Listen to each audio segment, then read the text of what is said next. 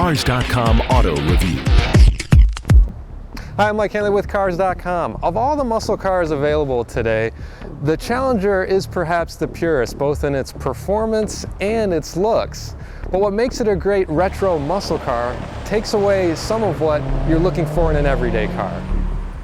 The Challenger has a lot of retro charm, and the design has held up well since it's been on the market, but it also mixes modern touches like high-intensity discharge headlights, and on this high-performance SRT8 version, 20-inch aluminum wheels. You can also tell the SRT8 from its functional hood scoop and also badging on the side and the rear of the car.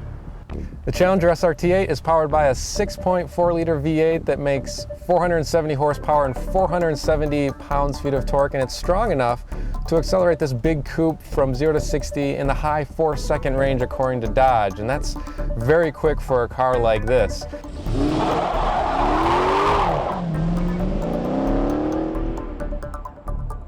New for 2012 with automatic transmission models is a steering wheel that incorporates shift paddles to give you the ability to control gear changes right from the wheel. As you might expect, fuel economy is not a highlight of this car. With the automatic, it's rated at just 14 in the city and 22 on the highway. Also new for 2012 is a 2-mode adaptive suspension, and you can engage the sportier setting by pressing the Sport button located on the center console. It firms up the ride, but what's worth noting about the SRT8 is that for a performance car, its ride is still very comfortable and easy to use for everyday driving.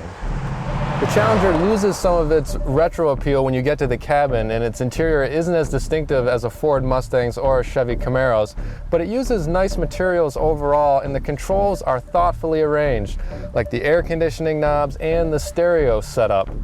In the SRT8, like we have, it has big sport seats that have nice bolsters that keep you in place when cornering this big coupe. The Challenger's great retro styling has consequences when you're taking it out just for everyday driving, and they include a roofline that's really low, which can make it hard to see stoplights sometimes, a really big hood that makes it hard to see curbs when you're taking a turn, and also a big C-pillar that can prevent how much you see when you're checking your blind spot. The Challenger's backseat is actually pretty usable for adult passengers. Headroom is good, and seat comfort's pretty decent too. The only limiting factor is for taller passengers, they might have to have the front seat occupant share some of the space by moving their seat forward. Now, the trunk in the Challenger measures 16.2 cubic feet. It's pretty big enough for a couple golf bags or a load of groceries. And if you need to expand that space, you can fold down the seat I'm in right now to make more room. Of the modern day muscle cars on the road today, the Challenger holds closest to the idea of the original by delivering blistering straight line speed, a lot of road presence, and a ride that's comfortable enough for boulevard cruising. So if you always wanted one of these cars when you were growing up, I don't think you're going to be disappointed by the modern day version.